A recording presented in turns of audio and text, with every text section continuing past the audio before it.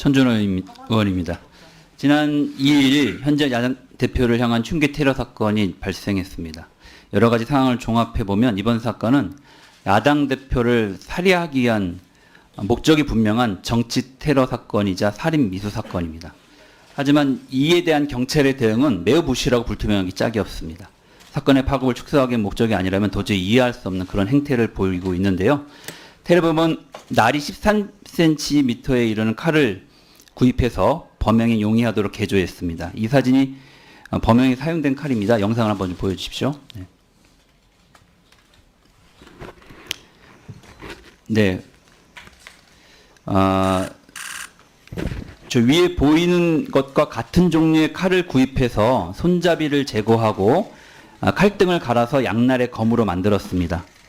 이것만 봐도 아주 치밀하고 계획적인 그 의도가 있었다는 것을 엿볼 수 있는데요. 많은 국민들이 이런 흉기의 실태를 잘 모르고 있습니다.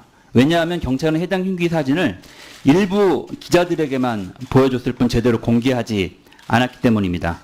현장에서 기자들에게 카메라 없이 휴대폰만으로 촬영을 허용한 것으로 이렇게 나타나고 있습니다. 경찰은 테러 사건 당시 이재명 대표가 입었던 혈흔이 묻은 와이셔츠를 자신들의 초동수에서 찾아냈다고 주장하고 있지만 이것도 사실이 아닙니다. 해당 셔츠는 의료 폐기물로 분류되어 폐기 과정에 있었습니다. 이를 당직자가 수송을 해서 찾았고 경찰은 당직자가 알려준 뒤에야 셔츠의 소재를 파악할 수 있었습니다. 사건 당일 부산대병원으로 이송된 환자의 사진을 찍기 위해서 정보과 용사가 그렇게 만류에도 불구하고 사진 촬영을 했음에도 불구하고 현장에서 가장 범행과 관련된 핵심 증거물들에 대한 확보에는 소홀했던 것이죠. 의료진에게 그 셔츠를 버리지 말라고 보고만 했어도 이러한 해프닝은 일어나지 않았을 것입니다. 해당 셔츠의 상태를 보시면 1cm 열상이 얼마나 허무맹랑한 가짜 뉴스인지를 단번에 알 수가 있습니다. 다음 사진 같이 좀 띄워주십시오. 이 당직자가 찾아낸 와이셔츠를 경찰이 못 찾는 이유가 무엇인지 정말 궁금합니다. 찾지 못했던 게 아니라 찾고 싶지 않았던 건 아닌지요. 이 사진 또한 경찰이 제대로 공개하지 않았습니다. 일부 기자들이 휴대폰으로 사진을 찍을 수 있게끔만 허용했습니다. 사진 보시면 왼쪽이 이 셔츠의 전체 모습이고요. 오른쪽이 이 셔츠 옷깃으로 칼끝이 들어간 그 장면들을 그대로 이제 보여주고 있습니다. 만약에 저 옷깃이 아니었다면 정말로 현장에서 끔찍한 일이 벌어지고 말았을 것입니다. 아직도 인터넷에는 이재명 대표를 찌른 것이 흉기가 아니라 나무젓가락이고 종이칼이었다는 음모론이 난무하고 있습니다. 그리고 처음 이 시작은 1cm 열상, 경상, 과도, 출혈량 적은 상태라고 했던 경찰의 허위 보고로부터 시작된 것입니다. 윤희근 경찰청장은 해당 문자를 발송한 것은 국무조정실 산하의 대테러센터라고 책임을 미뤘지만 확인해 보니까 조정실에서는 경찰청이 전파한 문자를 그대로 재전송했을 뿐 해당 문구를 작성한 것은 경찰청이었다는 것으로 답변을 한 바가 있습니다. 화면에 보시는 것과 같은 내용입니다. 오른쪽이 국무조정실에서 답변한 답변 내용입니다. 사후에도 흉기나 셔츠의 사진을 적극적으로 공개했다면 간단히 해소되었을 이런 여러 의혹들이 경찰의 불투명하고 소극적인 태도로 오히려 증폭되고 가짜뉴스가 양산이 되고 국민들 간의 갈등이 번지는 상황이 되고야 말았습니다. 경찰청은 어제서야 저희 의원실에 강력한 요구에 못 이겨서 흉기와 와이셔츠가 포함된 브리핑 사진을 제출했습니다. 와이셔츠 사진 다시 한번 좀 띄워주십시오. 경찰이 사건을 은폐 축소하려 한다는 의혹은 이뿐만이 아닙니다. 경찰은 사건이 발생한 지 단 40분 만에 현장을 물청소했습니다.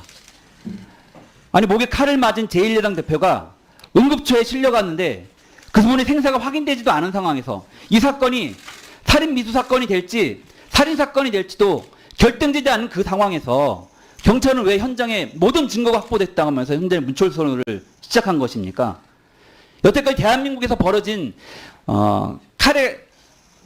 살인의 의도를 가지고 칼로 흉기로 목을 찌른 사건에서 40분 만에 현장에 물청소를 한 경우가 있었습니까? 물통과 그리고 걸레를 갖고 와서 청소를, 그것도 현장에 있지 않은 장비들을 순찰차로 동원해서 현장을 청소한 이유가 도대체 뭡니까? 도대체 뭘 숨기고 싶었던 거고, 뭘 가리고 싶었던 거고, 무엇을 축소하고 싶었던 것입니까? 묻지 않을 수 없습니다. 과연 누가 국민들에게 의혹을 준표하고 국민들을 분열시키고 갈등을 조장하고 있는 것입니까? 경찰은 시민 다수가 이용하는 장소인 점을 고려해서 현장을 정리했다고 합니다.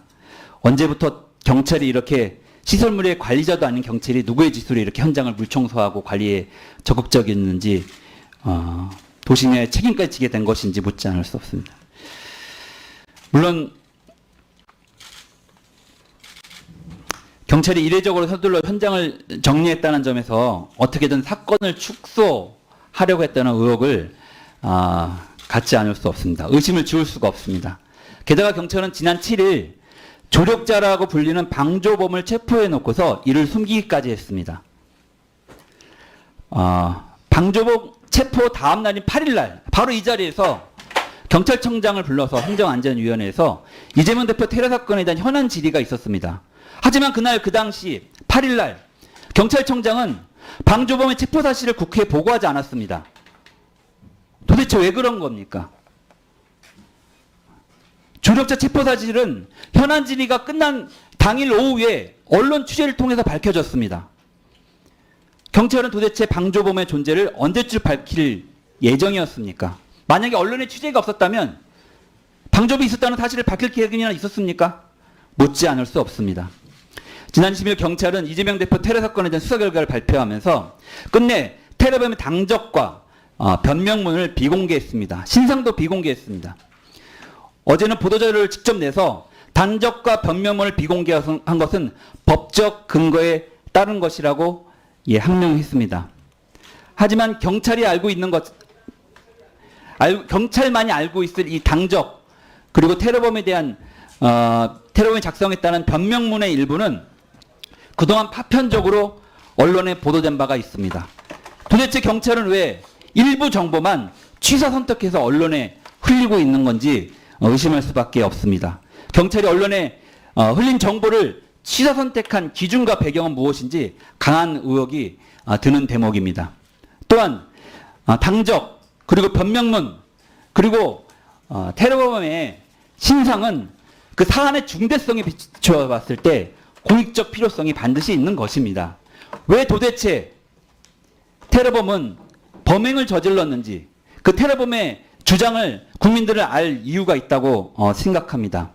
그걸 통해서 이러한 범죄가 다시 발생되지 않도록 제2, 제3의 모범범죄가 이루어지지 않도록 그것을 근원부터 문제를 짚고 대안을 마련해야 될 책임이 사실은 우리에게도 있기 때문에 저는 반드시 그런 내용들이 공개되어져야 한다고 생각합니다. 그래서 위원장님께 요청드립니다.